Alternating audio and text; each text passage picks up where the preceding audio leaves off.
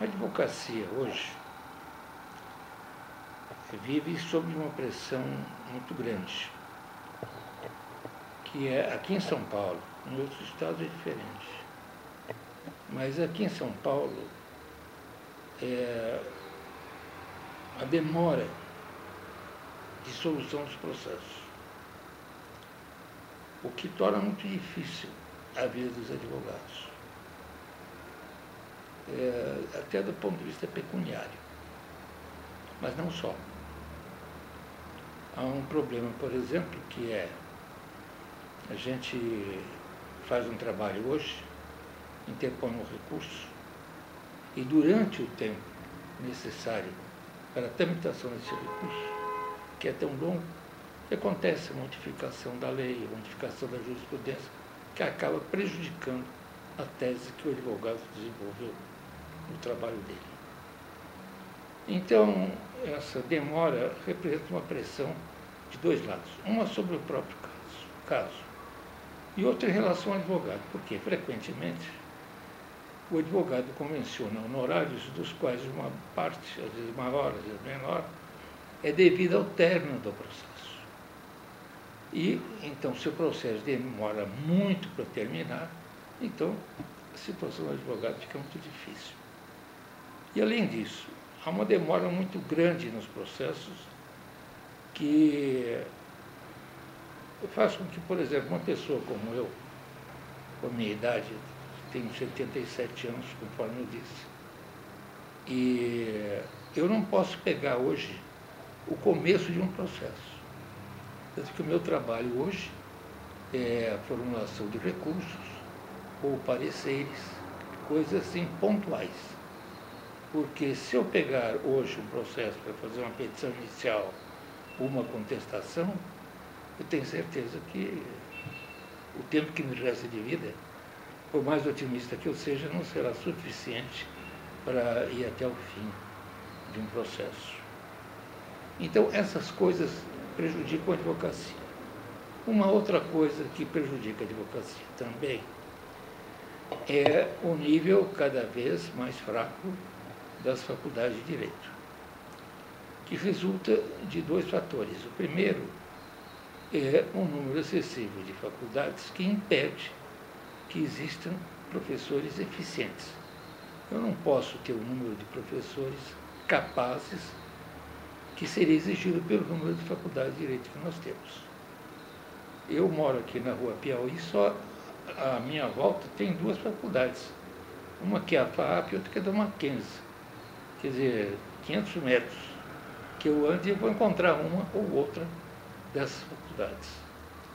Se a própria Faculdade de Direito da USP encontra dificuldade na formação de professores, que dirá as outras, mesmo as boas, como é o caso da Faculdade de Mackenzie, por exemplo, ou da PUC. A PUC é mais tradicional ainda, a Mackenzie é relativamente tradicional, vamos dizer assim, que é das mais recentes.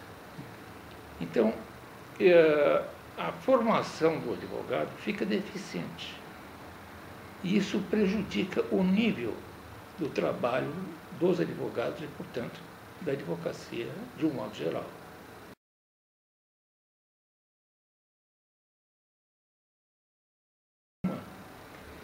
É a imagem que a sociedade, o público, de um modo geral, faz do advogado.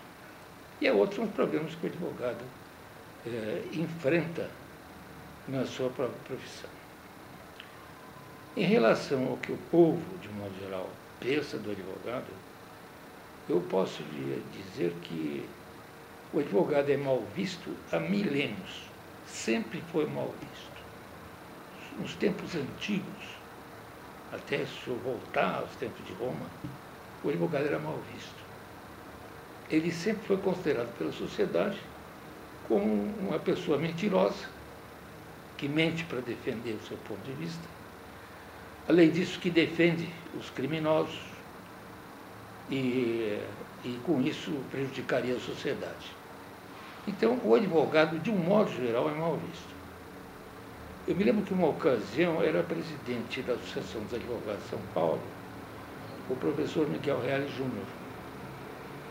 E ele resolveu ordenar a feitura de uma pesquisa sobre como o advogado era visto na sociedade.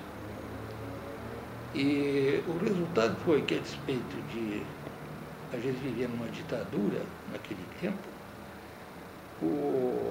a despeito não, o fato de que vivemos numa ditadura mostra que o advogado era muito mal considerado, porque a classificação que se fazia a respeito dos profissionais fazia com o advogado abaixo de tudo, menos dos militares.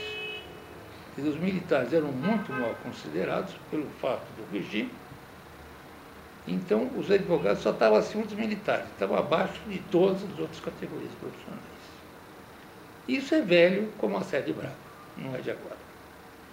Outro problema.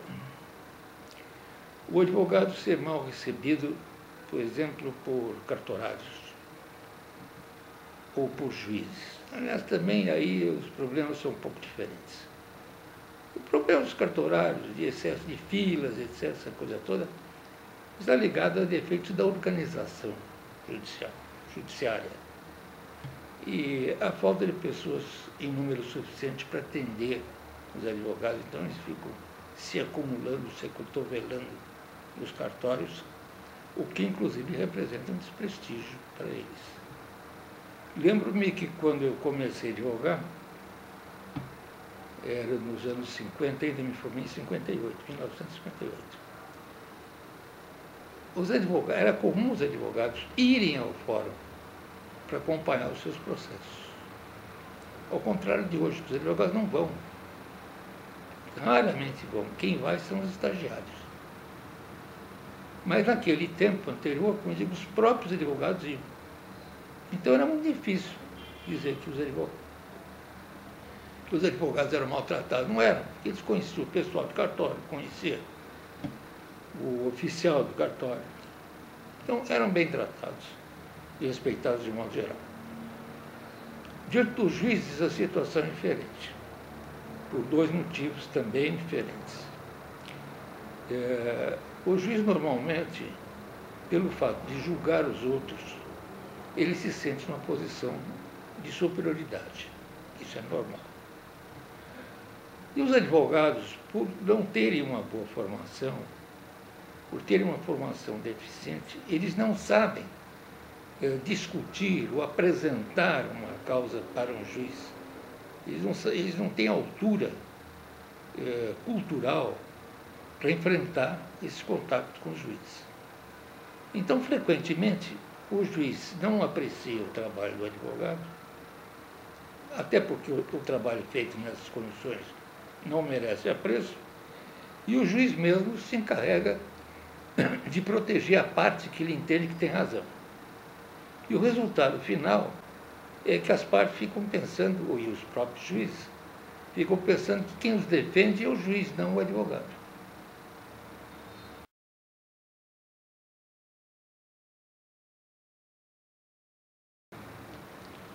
Bom, em primeiro lugar, há um número excessivo de faculdades de direito, ou seja, superior ao número de advogados, número de professores que se possa dispor. Então, a primeira coisa seria reduzir o número das faculdades de direito para colocá-las dentro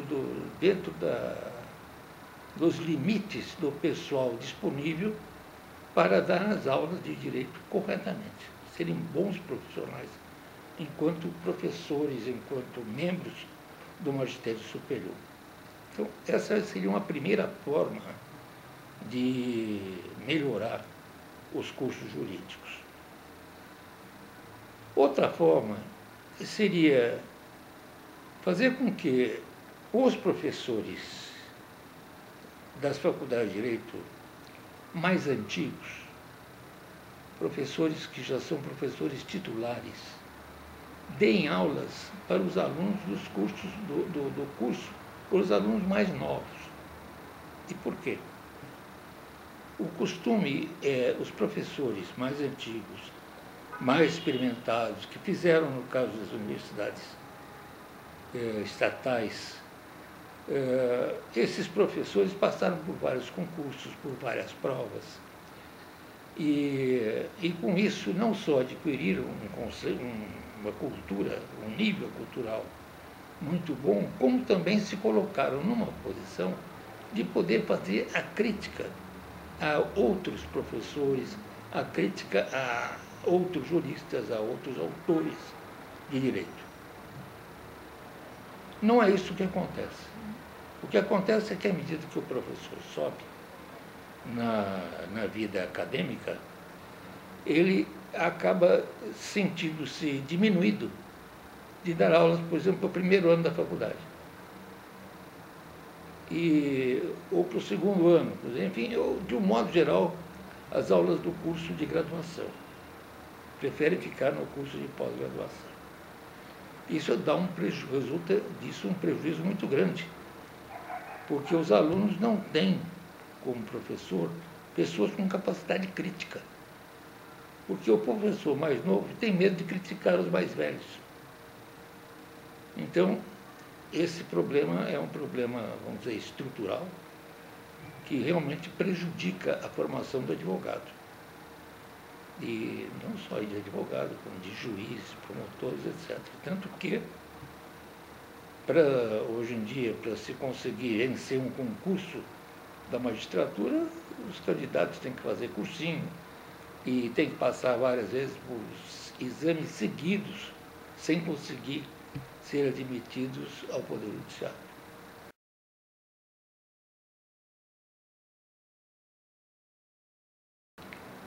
O exame da ordem corresponde a uma necessidade muito grande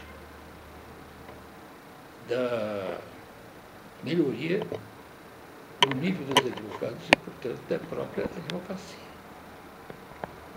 Eu sou ardoroso defensor do exame de ordem. E ele se tornou necessário a partir do momento em que era ministro da Educação Jarbas Passarinho. Jarbas Passarinho entendeu que tinha que democratizar o ensino universitário e começou a permitiu a abertura de um grande número de faculdades. E, consequentemente, dessas faculdades todas saiu um número absurdo de formandos e sem condições para exercer advocacia, o que é demonstrado pela quantidade ou pela proporção de reprovados nesses exames. Quem faz pressão contra o exame são os donos, por assim dizer, até ponho entre aspas, das faculdades particulares, porque não conseguem dar a seus alunos o necessário para enfrentar o exame de ordem. Aí a enorme porcentagem de reprovados e, em consequência, a diminuição do prestígio dessas escolas particulares.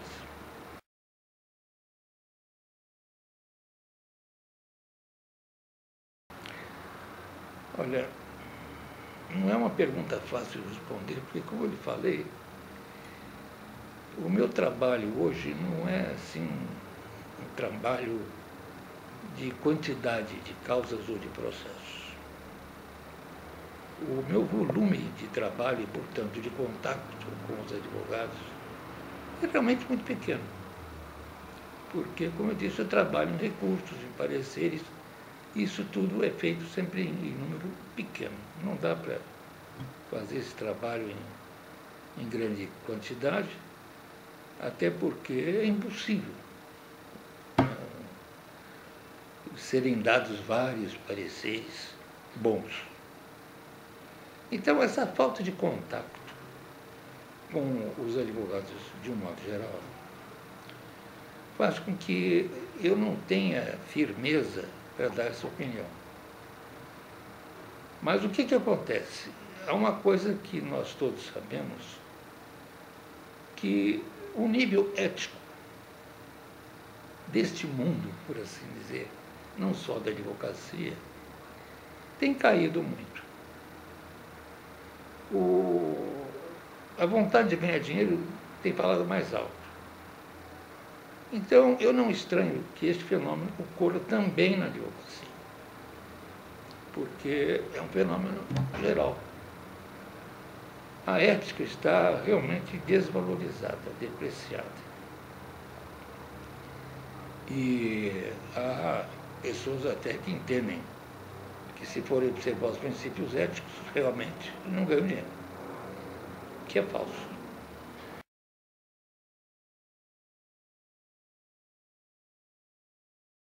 Os professores inexperientes ou mal formados do ponto de vista, ou insuficientemente formados, melhor dizendo, do ponto de vista cultural, científico, acadêmico, esses professores, eles mesmos, nas suas aulas, não respeitam os princípios éticos. Não dão para os alunos o que se esperaria que o professor desse. E há muita coisa que hoje em dia, e não só hoje, já desde algum passado não muito distante, que parece normal às pessoas e, na realidade, é eticamente reprovável. Eu me recordo de há muito tempo atrás, numa aula, eu não sei por que motivo saiu esse assunto, eu estava falando a respeito de como o advogado deve se conduzir em face dos clientes. E disse, entre outras coisas, o que é sabido, que o advogado não pode sair à busca de clientes.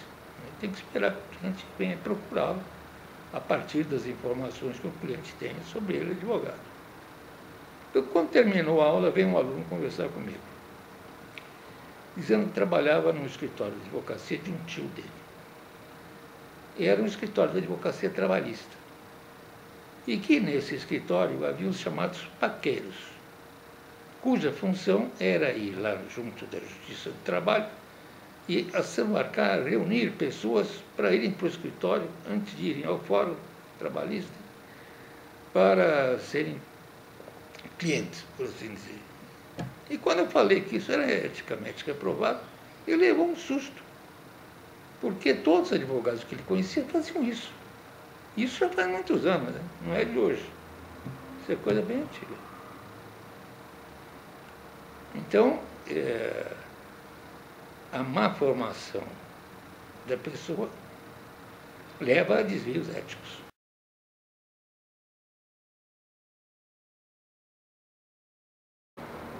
Eu conheço a professora Rosana como professor dela. E está na Faculdade de Direito como professor de Direito Processual. Rosana sempre foi uma pessoa bem-sucedida, dedicada ao trabalho e ao estudo. Depois que ela se formou, nós continuamos a manter contato, através de consultas recíprocas. Quando, num caso qualquer, eu tinha dúvidas a respeito de uma questão previdenciária, que acabou sendo uma especialidade dela, quem eu procurava era ela. Se eu tinha algum cliente, alguma pessoa me procurava para alguma coisa nesse campo, eu sempre indiquei a doutora Rosana pela competência, pela qualidade do trabalho dela, inclusive do ponto de vista ético e da honestidade mesmo com os clientes. Então, isso fez com que, a despeito de eu ter deixado de ser professor da doutora Rosana, nós continuássemos a ter algum contato. Agora, eu sou franco, já faz tanto tempo que eu fui professor da doutora Rosana que eu não estou lembrado a época em que ela se formou. Então, 84 são 20 e poucos anos. Né? E a nossa amizade, portanto, tem esse tempo de duração. Eu sempre admirei a doutora Rosana. Seja pela capacidade de trabalho, pela qualidade do trabalho dela e pela disposição que ela tem de lutar pelos interesses da classe que a procura. Ela, nesse ponto, é uma pessoa que merece todos os elogios, porque é muito pouca gente que tem disposição de lutar como ela luta. E não é só disposição, é uma coisa muito que vem muito dos ideais dela. Né? Porque às vezes a pessoa pode ter disposição para trabalhar, mas só com base nos resultados econômicos que podem advir do trabalho. Não é o caso da doutora Rosana. Ela muitas vezes me pediu um conselho a respeito do problema que ela estava tendo numa causa, e eu pedia para ela que me explicasse como que era a causa, e eu ficava admirado de ver o interesse dela para trabalhar nesses casos. E são casos extremamente dolorosos. Isso, sem dúvida nenhuma.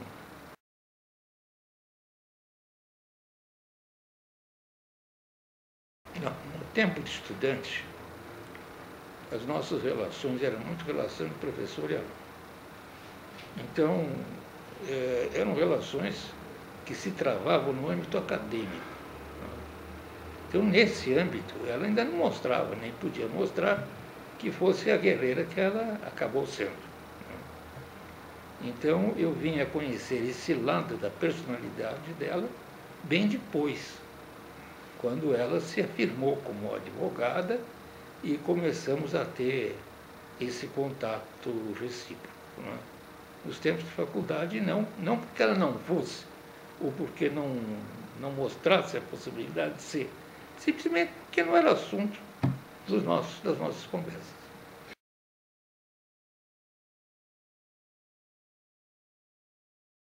Bom, eu não sei se a minha resposta vai ser satisfatória, ou vai abranger todos os aspectos que essa pergunta envolve. Mas nós temos que separar, por exemplo, a Ordem dos Advogados da Associação dos Advogados ou do Instituto dos Advogados. A Associação dos Advogados é uma associação que tem por fim defender os interesses práticos e também os interesses morais e éticos do advogado. Tenho por isso o maior respeito pela Associação dos Advogados. Agora, isso não é, a meu ver, função da Ordem. Eu acho que a Ordem dos Advogados vamos dizer, é a dirigente de uma corporação. Então, o que ela tem que fazer em relação aos advogados? Então, a função da Ordem é presidir, por assim dizer, uma corporação profissional. E, sob esse aspecto, ela tem que se interessar, sobretudo, pela preservação dos valores representados pela advocacia. Então, nisto, ela tem uma atividade antes disciplinar do que propriamente de fomento da advocacia. Né? Então, eu acredito muito no trabalho da doutora Rosana, no sentido de fortalecer os órgãos da OAB, de modo que elas possam atingir esses objetivos fundamentais. Nós temos, por exemplo, o Tribunal de Ética, disciplina. Então, isso tudo tem que funcionar muito bem. E a Ordem deve também patrocinar interesses de natureza pública. Isso está até nos estatutos da Ordem. O que exige uma grande coragem de quem vai ocupar o cargo de presidência da Ordem dos Advogados. E a defesa dos advogados, a Ordem deve fazer, nessa área política, principalmente, da área da administração pública de modo geral, e junto ao legislativo também. Quer dizer, eu acho essa função é a mais importante da Ordem. Sem dúvida, a Ordem tem que ser um órgão disciplinar também. Mas não se confunde, por exemplo, com o que é objetivo da Associação dos Advogados, que é uma outra coisa completamente diferente. É uma associação que visa realmente dar respaldo à função do advogado, de auxiliar os advogados no conhecimento das leis, da jurisprudência, de fazer com que o advogado esteja atualizado. Então, a Associação de Advogados ela está o mais próximo possível do advogado. Eu acho que isso não é função da OAB.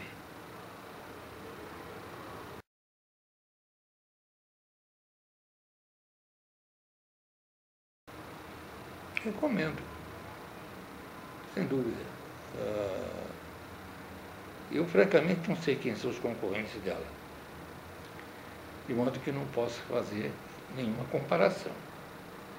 Mas que ela tem as virtudes necessárias a ocupar a presidência da seção da Ordem de São Paulo, eu não tenho dúvida nenhuma.